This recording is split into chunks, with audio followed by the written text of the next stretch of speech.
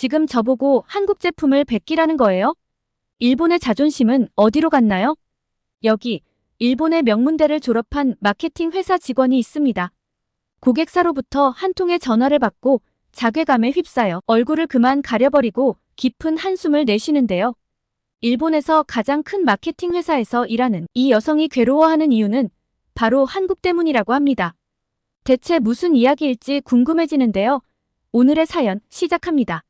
안녕하세요. 저는 사토 유키입니다. 24살이고 일본의 명문 와세다 대학을 졸업한 지 얼마 되지 않은 신입 마케터예요. 제가 지금 일하고 있는 회사는 일본에서 가장 큰 마케팅 회사 중 하나입니다. 저는 대학 시절부터 꿈꿔왔던 회사에 입사하게 되어 정말 기뻤어요. 입사 첫날 제 책상에 앉았을 때의 그 설렘을 아직도 잊을 수 없네요. 제 아이디어로 일본을 대표하는 브랜드들의 이미지를 만들어갈 수 있다는 생각에 가슴이 뛰었죠. 특히 저희 회사의 주요 고객사 중 하나가 일본의 유명 식품 회사들이라는 걸 알고 정말 신이 났어요. 어릴 적부터 먹어온 과자와 라면 브랜드들의 마케팅을 직접 할 수 있다니 꿈만 같았죠. 하지만 현실은 제 기대와는 많이 달랐어요. 첫 프로젝트 회의에서 팀장님이 던진 말에 저는 충격을 받았습니다. 유키 씨, 한국 제품들을 좀 조사해보세요. 우리도 그런 식으로 가야 하니까. 최대한 한국스러운 것을 만드는 게 고객사의 요구야. 처음에는 제가 잘못 들은 줄 알았어요. 일본의 대표 식품 회사들이 한국 제품을 모방하자고 했다고요? 게다가 클라이언트 중 가장 큰 곳은 아예 어떻게 하면 우리 제품이 한국 제품처럼 보일 수 있을까요? 소비자들이 우리 제품을 한국 제품으로 착각했으면 좋겠는데요 라고 말하기까지 했어요. 저는 이해할 수 없었어요. 불과 몇 년 전만 해도 한국이 일본 제품을 따라하던 때가 있었는데 이제는 상황이 완전히 뒤바뀐 거예요. 일본의 자존심은 어디로 간 걸까요? 특히 니신식품의 의뢰는 저를 더욱 고민에 빠뜨렸어요. 그들은 한국의 인기 라면을 그대로 모방한 제품을 만들고 싶어 했죠. 저는 차라리 일본의 전통적인 맛을 현대적으로 재해석하는 방향으로 이 회사의 마케팅 방향을 수립하고 싶었어요. 하지만 팀장님과 클라이언트들은 모두 한국 스타일을 원했죠. 이미 한국 스타일로 하면 잘 팔리는 것이 검증이 됐고 일본의 맛과 느낌은 소비자가 원하지 않는데 구태여 그렇게 갈 이유가 뭐냐고요. 이런 상황에서 저는 점점 자존심이 상하기 시작했어요. 일본의 풍부한 식문화와 전통을 가지고도 왜 우리는 다른 나라의 것을 그대로 따라하려고 하는 걸까요? 우리만의 독특한 매력을 살리는 방향으로 갈 수는 없을까요? 하지만 신입사원인 저로서는 이런 생각을 직접적으로 표현하기가 어려웠어요. 대신 시장 조사에 더욱 열심히 임하기로 했죠. 어쩌면 이 과정에서 일본 소비자들의 마음을 사로잡을 새로운 아이디어를 찾을 수 있을지도 모른다는 희망을 가지고요. 사실 매일 밤 집에 돌아와 침대에 누우면 복잡한 생각이 밀려왔습니다. 제가 꿈꾸던 마케팅의 모습은 이게 아니었는데 싶어 다른 회사를 알아봐야 하나 싶었어요. 하지만 이것이 현실이고 시장의 요구라면 어떤 회사를 가든 비슷할 것이라는 생각이 들었습니다. 일개 신입사원이 무슨 힘이 있겠어요. 하라면 해야죠. 매일같이 출근하면 한국의 문화와 한국의 히트 상품에 대해 공부를 했습니다. 처음에는 심드렁했어요. 하지만 생각을 고쳤습니다. 어쩌면 이 과정에서 우리가 배울 점도 있고 동시에 우리만의 강점을 찾을 수 있을지도 모르겠다는 생각이 들었거든요. 무너진 자존심을 다잡고 우선 시장 조사를 나갔습니다. 팀장님이 시켰거든요. 팀장님의 지시로 편의점과 슈퍼마켓을 돌아다니며 현재 트렌드를 파악하는 일이었죠. 처음엔 그저 지루한 업무라고 생각했는데 실제로 매장을 돌아다니다 보니 놀라운 사실들을 발견하게 되었어요. 가장 먼저 눈에 띈 건 코리아를 강조하는 제품들이었어요. 편의점에 들어서자마자 코리안 그릴드 불고기, 한국식 순두부찌개 같은 문구들이 눈에 들어왔죠. 이런 제품들이 진열대에 가장 눈에 잘 띄는 곳에 배치되어 있었어요. 더 놀라운 건 이 제품들의 판매량이었죠. 편의점 직원에게 물어보니 이런 한국 스타일 제품들이 날개 돋친 듯이 팔린다고 하더라고요. 일본 전통 음식을 모티브로 한 제품들은 구석에 밀려나 있는 반면 한국 음식을 표방한 제품들은 계속해서 채워지고 있었어요. 실제로 자료를 찾아보니 한국식을 강조한 제품들은 일반적인 제품들의 판매량을 훨씬 웃돌고 있었습니다. 이 제품들의 특징을 자세히 살펴보니 두 가지 공통점이 있었어요. 첫째, 한글을 크게 강조했다는 것. 둘째, 한국의 맛을 전면에 내세웠다는 거죠. 예를 들어 김치찌개 맛 감자칩이나 불고기 맛 김밥 같은 제품들이 인기였어요. 특히 한글 사용에 대해서는 정말 놀랐어요. 일본어보다 한글이 더 크게 쓰여 있는 경우도 많았거든요. 심지어 일부 제품은 한글만 쓰여 있어서 일본 사람들이 읽을 수도 없는데도 불구하고 잘 팔리고 있었어요. 이건 정말 이해가 되지 않았죠. 우리가 한국의 속국도 아니고 자존심이 좀 상하는 모습이었습니다. 그 다음은 한국 제품은 일본에서 어떻게 팔리고 있을까 하고 살펴보았습니다. 비비고 같은 한국 회사의 제품을 보니 그들은 한글과 일본어를 병기하고 있었어요. 좀 더 조사해보니 한국 회사들이 한국 제품인 걸 알리기 위해 한글과 일본어를 병기했는데 일본에서 이런 제품들이 엄청나게 잘 팔리는 걸 보고 일본 회사들도 패키지 디자인을 따라가기 시작했더라고요. 일본 회사들끼리 경쟁을 하다 보니 심지어 일본 제품인데도 한글을 더 강조하는 경우도 있었죠. 이런 현상을 보면서 마음이 복잡해졌어요. 우리 일본 제품들이 마치 짝퉁처럼 보이는 것 같아 서글픈 마음 반, 다른 한편으로는 이렇게라도 해야 팔리는 현실이 안타까운 마음 반이었습니다. 편의점뿐만 아니라 슈퍼마켓에서도 상황은 비슷했어요. 과자 코너에 가보니 치즈닭갈비 맛, 김치찌개 맛 감자칩이 진열대를 차지하고 있었어요. 심지어 일본의 전통 과자 코너에서조차 한국식 약과나 한국식 꽈배기를 찾아볼 수 있었죠. 이런 현상을 보면서 일본 시장이 얼마나 빠르게 변하고 있는지 실감했어요. 불과 몇 년 전만 해도 상상도 못했을 일들이 지금 눈앞에서 벌어지고 있는 거예요. 시장 조사를 마치고 사무실로 돌아갈 때마다 많은 생각이 들었어요. 우리가 한국을 따라가야만 하는 걸까? 아니면 이 트렌드를 거스르고 일본의 전통을 고수해야 할까? 그리고 만약 한국식을 따라간다면 어떻게 해야 단순한 모방이 아닌 창의적인 제품을 만들 수 있을까? 이런 고민을 안고 사무실에 도착했을 때 팀장님이 저를 불렀어요. 유키 씨, 시장 조사 결과 보고 준비됐나요? 우리 다음 프로젝트의 중요한 자료가 될 것 같아요. 저는 깊은 한숨을 내쉬며 고개를 끄덕였습니다. 이제 제 앞에 놓인 과제는 이 복잡한 시장 상황을 어떻게 해석하고 어떤 전략을 제안할 것인가 하는 거였죠. 저는 선배님들이 기획해서 데이트를 쳤던 볶음면 시리즈의 후속작 마케팅 방향을 잡아나갔습니다. 볶음면은 한국의 삼양불닭볶음면을 따라한 건데 패키지와 마케팅을 한국과 정말 유사하게 갔었거든요. 그런데 출시되고 얼마 지나지 않아 매출이 예상을 훨씬 뛰어넘었다고 해요. 매출이 목표치의 200%를 달성했다는 보고를 받고 회사 전체가 들썩였던 제품인데요. 그 후속작이라니 부담도 되는 한편 일본의 특색을 살린 제품으로 히트를 쳐보고 싶은 마음도 있었습니다. 하지만 팀장님은 제 어깨를 두드리며 말씀하셨어요. 유키씨, 괜히 튀는 짓 하지 말라고. 우리는 고객사가 원하는 것을 구현해주면 되는 거야. 고객사에서는 안전하게 히트하는 제품을 원한다고. 내 말이 무슨 말인지 알지? 그러니까 안전하게 한국의 제품들을 베껴오라는 이야기였습니다. 회사에서는 연이어 볶음면 시리즈의 확장을 계획했죠. 치즈 볶음면에 이어 순두부찌개 맛, 김치찌개 맛 등 다양한 한국 음식 맛을 라면으로 재현하는 프로젝트가 시작됐습니다. 심지어 한국의 유명 연예인을 광고 모델로 섭외하자는 의견까지 나왔어요. 저희의 마케팅 전략 프레젠테이션에 참가한 니신식품은 굉장히 마음에 든다며 엄지척을 들며 역시 맡기길 잘했다고 칭찬해 주었습니다. 팀장님도 저희의 프레젠테이션이 아주 좋았다고 역시 젊은 사람이 아이디어가 좋다며 칭찬을 많이 해주셨죠. 그 순간 저는 기쁨과 동시에 이상한 감정이 몰려왔어요. 제 아이디어가 좋았다는 칭찬이 마음에 걸렸습니다. 사실 저는 그저 한국 제품을 모방했을 뿐인데 말이죠. 저와 같은 생각을 가진 사람은 또 있었던 것 같아요. 마케팅 부서 회의에서 한 선배도 이런 이야기를 했거든요. 우리가 일본 회사가 맞나요? 이러다 우리 정체성을 잃는 거 아닌가요? 그 말에 다들 잠시 침묵했지만 곧 누군가 하지만 이게 지금 가장 잘 팔리잖아요. 라고 대답했죠. 그 순간 저는 우리가 어떤 갈림길에 서 있는지 깨달았어요. 소비자들의 취향 변화를 분석해보니 확실히 매운맛에 대한 선호도가 높아졌어요. 특히 20에서 30대인 젊은 층에서 이런 경향이 두드러졌죠. 그들은 SNS를 통해 한국 음식을 접하고 실제로 맛보고 싶어하는 경향이 강했어요. 우리 제품이 그 수요를 충족시켜주고 있던 거죠. 하지만 동시에 우리는 40에서 50대 소비자들을 점점 잃어가고 있었어요. 그들은 여전히 일본 전통의 맛을 선호했지만 우리 제품 라인업에서 그들을 위한 선택지는 점점 줄어들고 있었거든요. 이런 상황에서 딜레마에 빠졌어요. 분명 우리의 전략은 성공적이었고 고객사에 큰 이익을 가져다주고 있었어요. 하지만 이게 정말 장기적으로 우리 회사, 고객사, 나아가 일본 식품 산업에 좋은 일일까요?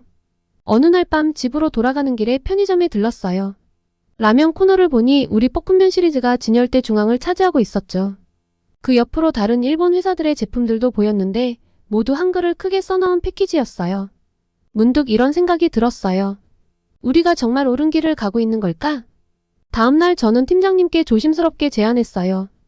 우리만의 특색을 살리면서도 현재 트렌드를 반영할 수 있는 방법은 없을까요? 팀장님은 잠시 생각하시더니 말씀하셨어요. 좋은 생각이긴 한데 쉽지 않을 거야. 그래도 한번 기획해봐. 언제까지나 한국 따라쟁이 노릇만 할 수는 없지. 우리의 정체성을 지키면서도 변화하는 시장에 적응할 수 있는 방법을 찾는 것이 저 혼자만의 힘으로 가능할지 아닐지 모르지만 팀장님이 이 도전을 오케이 해줬다는 것만으로도 기뻤습니다. 그리고 저는 더욱 열심히 일하기 시작했어요. 한국의 트렌드를 연구하면서도 동시에 일본의 전통 식문화에 대해서도 깊이 파고들었죠.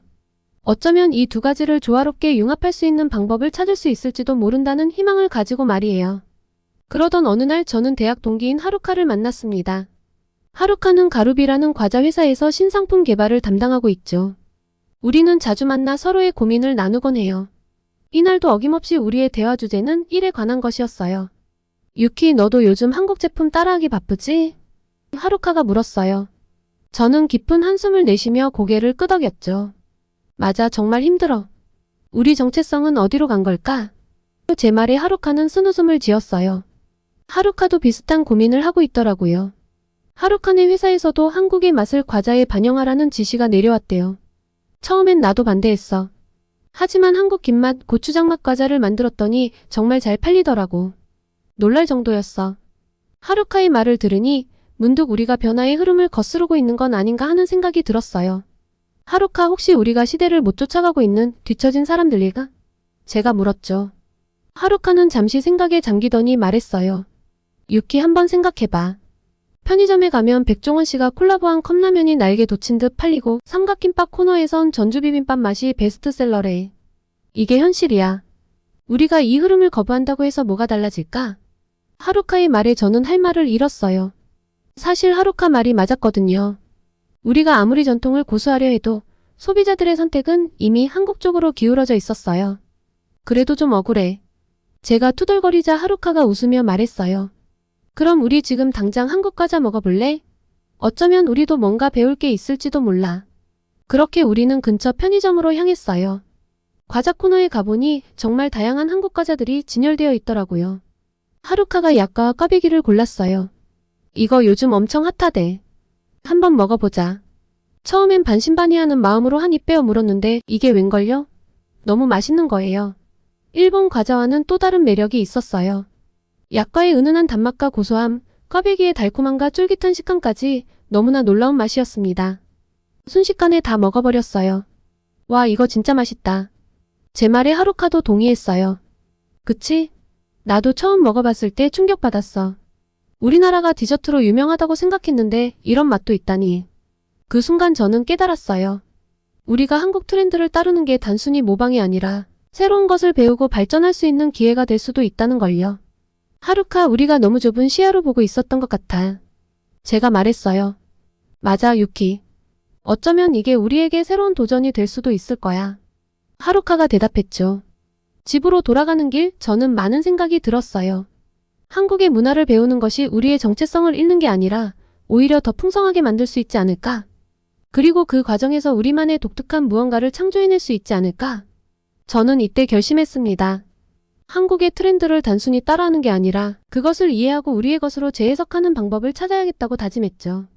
이것이 제가 할 수 있는 가장 창의적이고 도전적인 일이 아닐까 하는 설렘과 기대감도 가득했어요. 그날 밤 저는 오랜만에 편안한 마음으로 잠들 수 있었어요. 내일은 어떤 새로운 아이디어가 떠오를지, 그리고 그것이 우리 회사와 일본 식품 산업에 어떤 변화를 가져올지 기대되더라고요. 그리고 저는 한국으로의 출장을 요청했습니다. 한국을 잘 알아야 한국을 뛰어넘을 수 있는 멋진 제품들도 기획할 수 있을 거란 생각이었죠. 그리고 팀장님의 전폭적인 후원으로 저는 한국으로 시장 조사를 갈 수 있었습니다. 저는 설렘과 동시에 약간의 걱정을 안고 인천공항에 도착했죠. 첫날부터 놀라움의 연속이었어요. 시장에서 사 먹어본 꽈배기는 일본에서 먹었던 것과는 비교도 안 될 정도로 맛있었어요. 쫄깃하면서도 바삭한 식감, 은은한 단맛, 게다가 저렴한 가격과 청결함까지. 한국의 길거리 음식은 절대 무시하면 안 될 수준이더라고요. 일본 편의점 꽈배기도 맛있다고 생각했는데 갓 튀겨나온 한국 꽈배기는 견줄 수 없는 맛이더라고요. 약과도 마찬가지였어요.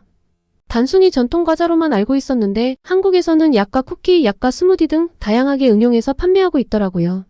약과뿐만 아니라 가래떡을 치즈와 콜라보한다든가 해서 디저트 가게에서 파는 모습도 볼 수 있었습니다. 전통을 현대적으로 재해석하는 한국의 창의성이 놀라웠죠. 그리고 일본인들을 사로잡은 한국의 매운맛을 제대로 경험하고 싶어 유명한 육개장 칼국수집을 찾았어요. 그 맛은 충격 그 자체였는데요. 얼큰하면서도 깊은 맛이 혀끝에서 춤을 추는 것 같았어요. 일본에서 한국식 매운맛이라고 만든 제품들이 얼마나 단순하고 피상적이었는지 깨달았죠. 시장에서는 다양한 종류의 김치를 맛봤어요. 배추김치, 총각김치, 깍두기. 각각의 김치가 가진 독특한 맛과 향에 매료되었죠. 그리고 김치를 이용한 다양한 요리들을 조사하며 김치찌개, 김치전, 김치볶음밥 등을 맛보았습니다. 하나의 재료가 이렇게 다채롭게 활용될 수 있다는 사실에 놀랐어요. 한국 회사들의 마케팅 전략도 자세히 살펴봤어요. 그들은 단순히 맛있다는 것을 넘어서 음식에 담긴 문화와 이야기를 함께 전달하고 있었죠. 저는 한국에 와서야 왜 한국 문화가 이토록 인기인지 제대로 알 수 있었습니다. 다채로운 맛과 재료, 전통과 현대의 조화, 그리고 스토리텔링까지. 가만히 있어도 호기심이 갈 수밖에 없는 상품들이 너무나 많다는 것에 감탄의 연속이었습니다.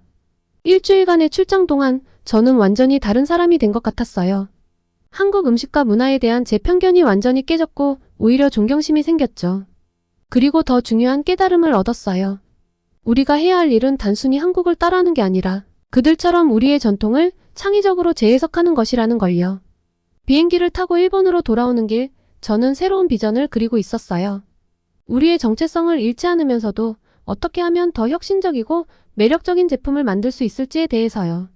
사무실로 돌아온 첫날, 저는 팀장님께 열정적으로 제 아이디어를 설명했어요. 우리도 일본의 전통을 현대에 조화롭게 녹여낼 필요가 있어요. 전통의 고수도 좋지만 최근 한국의 것들이 인기이니 일본의 전통과 한국의 전통이 만난 제품들을 기획해서 고객사에 제안해보는 것도 좋을 것 같아요. 팀장님은 처음엔 의아한 표정이었지만 제 설명을 들으며 점점 흥미를 보이셨어요. 유키 씨 정말 참신한 아이디어네요. 한번 기획서를 작성해보세요. 그 순간 저는 제가 진정으로 하고 싶은 일을 찾았다는 걸 깨달았어요. 단순히 트렌드를 쫓는 것이 아니라 우리의 전통을 새롭게 해석하고 세계에 소개하는 것. 이것이 제가 앞으로 나아가야 할 방향이라고 확신했죠. 이제 저는 매일 아침 설레는 마음으로 출근을 하고 있습니다. 마케터가 아니라 카피캣만 양산하며 우울했던 지난날은 이제 없어요. 저는 한국 방문에서 얻은 영감과 우리의 전통을 조화롭게 융합하는 새로운 제품과 홍보 전략을 만들어 나가고 있는데요. 물론 쉽지 않은 도전이겠지만 이 과정이 일본 식품 산업의 새로운 미래를 열어갈 수 있다고 믿어요. 한국 문화에 대한 존중, 그리고 우리 전통에 대한 자부심. 이 두 가지를 모두 품은 채 저는 이제 새로운 여정을 시작합니다. 한국 덕분에 저는 진정한 혁신은 다른 이의 것을 모방하는 것이 아니라 자신의 것을 새롭게 바라보는 데서 시작된다는 것을 깨달았어요. 아마도 시장 조사를 위해 빠른 시일 내 한 번 더 한국 출장을 가게 되지 않을까 싶어요. 한국에 또 다녀간 뒤 소식을 전해보도록 하겠습니다. 저의 새로운 도전도 응원 많이 해주세요. 일본은 진짜 망했다니까요. 이렇게 현실을 모르니까 한국에 대해 이상한 소리를 하죠. 여기 하버드 대학교의 큰 강당. 각국의 교수들이 모여 포럼을 진행하고 있습니다. 방금 전까지만 해도 한국을 계속 비난하던 일본의 교수는 미국 교수의 한마디에 그만 다리에 힘이 풀려 주저앉고 마는데요. 대체 무슨 일이 벌어진 걸까요? 두 번째 사연 시작합니다. 안녕하세요. 저는 하버드 대학교 경영학과에서 교수로 재직 중인 제니퍼 리입니다. 제 전공은 국제경영학이며 특히 아시아 국가들의 경제발전 모델과 기업 경영 전략에 대해 깊이 연구해 왔습니다. 한국에서의 교환학생 경험도 있어서 한국 경제와 기업에 대해서는 남다른 애정과 관심을 갖고 있는데요. 교환학생 시절에 한국에서 겪었던 경험들은 제 20대에 큰 영향을 미쳤습니다. 제가 한국에 처음 갔을 때만 해도 한국에 대해 잘 알지 못했고 사실 약간의 선입견도 있었던 게 사실이에요. 한류가 이렇게 발달하지 않았던 때라 낯선 나라에 대한 호기심으로 선택했었거든요. 하지만 교환학생 생활을 하면서 제 생각은 180도 바뀌었죠. 한국에서 머무른 기간 동안 하루하루가 인상적이었지만 특히 제 가슴속에 깊이 남은 건 한국인들의 따뜻함과 인간미였습니다. 홈스테이를 했었는데 한국 가정의 정을 듬뿍 느낄 수 있었어요. 한국의 어른들은 저를 마치 친딸처럼 대해주셨고 제가 곤란을 겪을 때마다 든든한 버팀목이 되어주셨죠. 또 학교에서 만난 친구들과 선배, 교수님들의 학구열과 진취적인 자세는 저에게 깊은 인상을 남겼습니다. 한국 친구들과 함께 밤새 토론하고 프로젝트를 준비하면서 저는 한국인 특유의 성실함과 책임감 그리고 강한 목표의식을 배울 수 있었죠. 이래서 한국이 빠르게 성장할 수 있었다는 걸 몸으로 느끼며 제가 너무 안일하게 살아오지 않았나 다잡을 수 있는 소중한 기회였어요.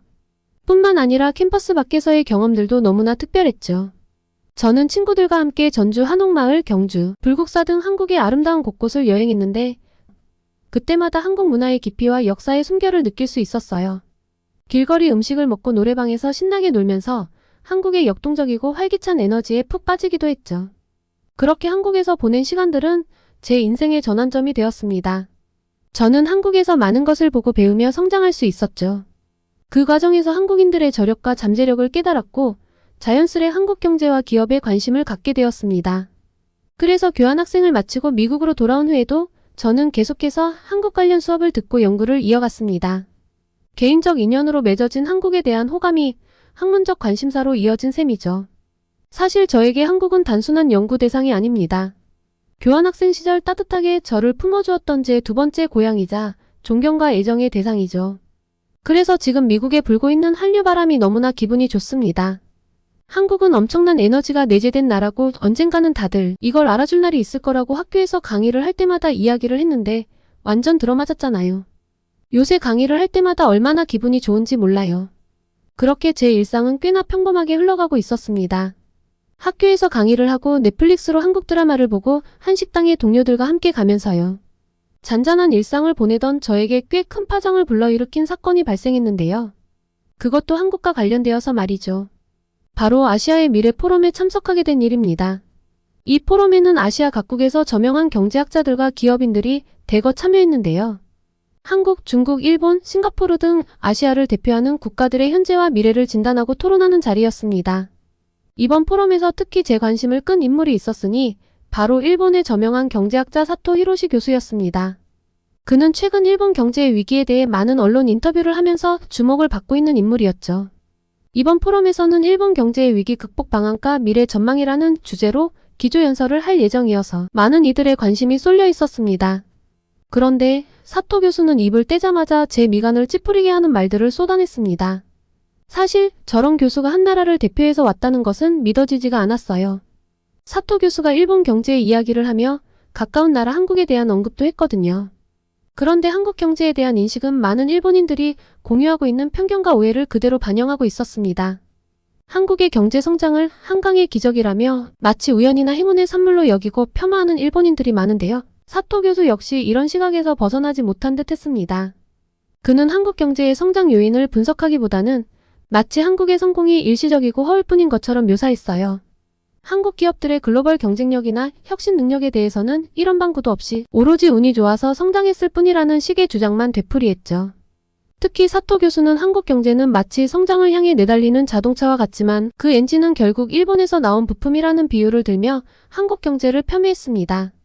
마치 한국의 성공은 전적으로 일본 덕분이며 한국인들의 노력은 아무런 의미가 없다는 듯한 태도였죠. 사토 교수의 이런 발언을 듣는 순간 저는 할 말을 잃었습니다. 한국이 IMF 외환위기를 거치며 혹독한 구조조정을 감내했던 과정 그리고 위기를 기회로 만들며 글로벌 기업으로 도약했던 저력은 온데간데 없고 마치 한국 경제는 일본 경제의 하위 개념쯤으로 취급하는 듯한 그의 오만함에 경악을 금치 못했습니다. 물론 한국의 지리적 위치상 일본과 영향을 주고받은 것은 맞습니다. 하지만 그것이 한국의 성공을 일본의 것으로 둔갑시킬 수는 없는 일이죠. 저는 한국에서 직접 목격했던 한국인들의 저력, 그 불굴의 의지와 근성, 그리고 위기를 기회로 만드는 지혜까지 모두 이해하는 사람으로서 사토 교수가 한국 경제를 폄하하는 근거는 너무나 피상적이고 편파적이라는 생각이 들었습니다. 그의 발언을 듣는 내내 저는 한국 교환학생 시절이 떠올랐는데요. 당시 제가 느꼈던 한국인들의 역동성과 잠재력, 그리고 제가 존경했던 한국인 친구들과 스승들의 모습이 오버랩되면서 이대로 좌시할 수 없다는 의지가 불타올랐습니다. 저는 반드시 이 자리에서 한국 경제의 진정한 모습을 보여주리라 다짐했죠. 화가 나서 더 이상 가만히 있을 수가 없었습니다. 한국에서 지냈던 경험, 그리고 꾸준한 연구를 통해 한국 경제의 저력과 잠재력을 누구보다 잘 알고 있는 제게 사토 교수의 주장은 명백한 오류이자 편견으로 느껴졌기 때문입니다. 실소가 터져나오는 걸 꾹 참고 끝까지 듣는 내내 속이 부글부글하더라고요. 그래서 발표 후 질의응답 시간이 되자 저는 주저없이 손을 들었습니다. 사회자의 눈길이 제게 향하자 마이크를 받아들고 입을 열었죠. 사토 교수님 발표 잘 들었습니다. 하지만 한국 경제에 대한 교수님의 견해에는 동의하기 어렵네요. 제가 한국에서 직접 경험하고 연구한 바로는 한국의 경제 성장은 결코 우연의 산물이 아닙니다. 그리고는 IMF 외환위기 당시 한국이 보여준 저력과 위기를 기회로 만든 혁신의 사례들을 하나하나 열거했습니다. 급속도로 성장한 한국 기업들의 저력, 정부의 효과적인 구조조정 정책, 그리고 무엇보다 한국 국민들의 단결력과 희생정신 없이는 불가능했을 일이라고 강조했죠. 나중에 옆자리에 있던 친구가 이야기해줬는데 제가 그렇게 단호하고 강경하게 이야기하는 건 처음 봤다고 하네요. 그런데 정말 이야기를 멈출 수 없었어요. 한국 경제의 성공을 운으로 치부하는 건 한국인들의 피와 땀을 폄훼하는 것이나 다름없습니다. 저는 한국에 머무는 동안 한국인들의 저력을 직접 목격했습니다. 밤낮을 가리지 않고 일하는 직장인들, 새로운 기술 개발에 매진하는 연구원들, 세계 시장 진출을 위해 노력하는 기업가들까지. 이들의 노력이 있었기에 오늘날의 한국이 존재하는 겁니다.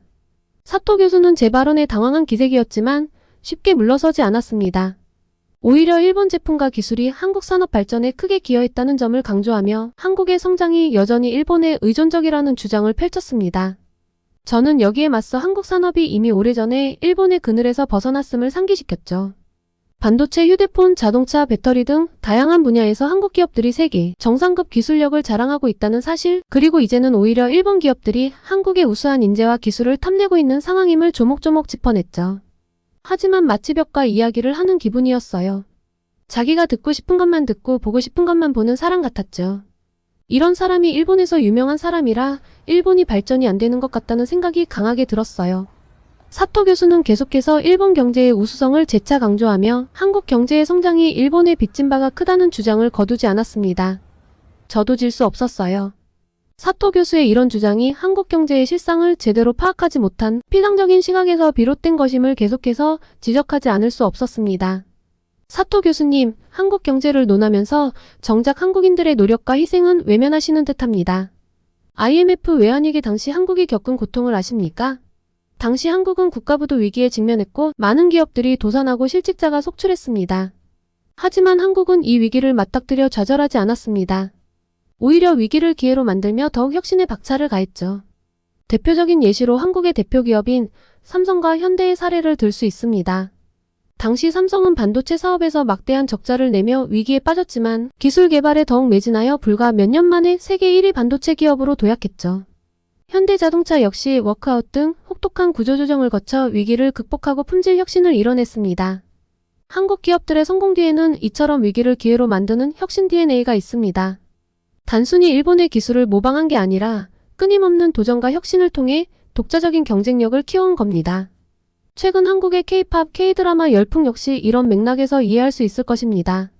BTS나 블랙핑크 같은 아티스트들의 성공은 단순히 운이 좋아서가 아니라 치열한 경쟁과 혁신의 결과물이라고 할 수 있죠. 이어서 저는 한국 경제의 저력이 어디에서 나오는지를 설명했습니다. 사실 이쯤 되니 도저히 흥분해서 말을 멈출 수 없겠더라고요. 한국의 저력은 유교적 가치관 속에서 교육을 최우선시하는 문화, 관계를 중시하고 협력하는 조직 문화, 그리고 빠른 의사결정과 실행력 등에 있고 한국 경제의 이러한 강점들을 지금 침몰하고 있는 일본이 배워야 할 점이라고 강조했죠. 사토 교수님은 일본 경제의 장점만을 강조하시지만 정작 인구 고령화, 저성장, 청년 실업 등 구조적 문제는 언급하지 않으시는군요. 반면 한국은 위기를 발판 삼아 경제 체질을 개선하고 신성장 동력을 꾸준히 발굴해 왔습니다. 단적인 예로 한국은 미래 산업인 인공지능, 로보틱스, 바이오헬스 등에 과감히 투자하며 미래를 준비하고 있습니다. 사토 교수는 지지 않더군요. 제 주장에 맞서 한국 경제의 취약점을 지적하며 반격에 나섰습니다. 제니퍼 교수님의 말씀대로 한국 경제가 눈부신 성장을 이뤄낸 건 사실입니다. 하지만 그 성장의 이면에는 적지 않은 부작용도 있었죠.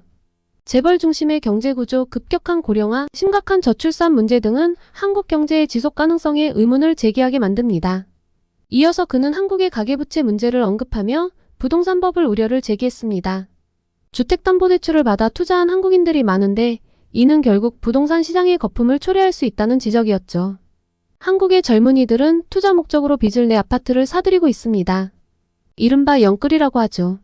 이는 결국 가계의 재무 건전성을 악화시키고 부동산 거품을 키우는 위험한 행태입니다.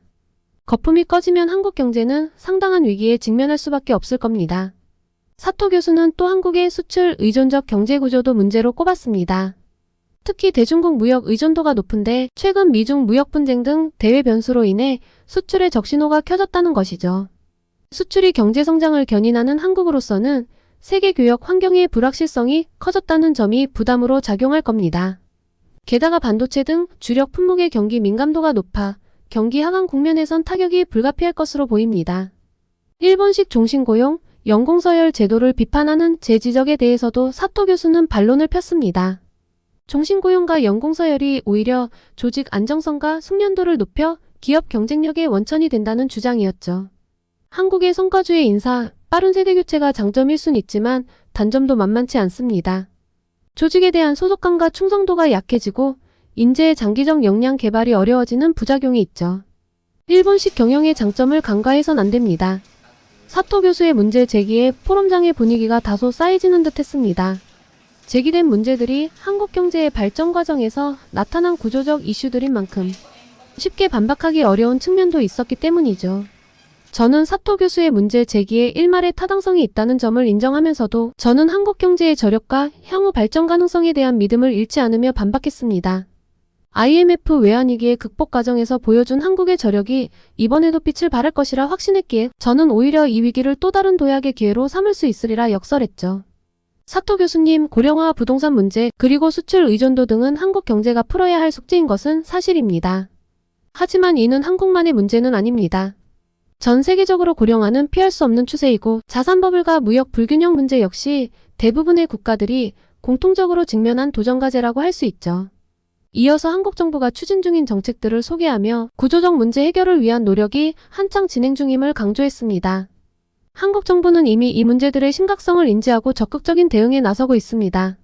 출산율 제고와 노후 소득 보장을 위한 각종 정책들, 부동산 시장 안정화를 위한 금융 규제와 공급 확대책 등은 모두 정부 차원의 종합 대책이 마련되고 있는 상황이죠. 무엇보다 혁신 성장을 위한 미래 산업 육성에도 힘을 쏟고 있습니다. 한국이 최근 주력하고 있는 신산업 분야에 대해서도 자세히 언급했습니다.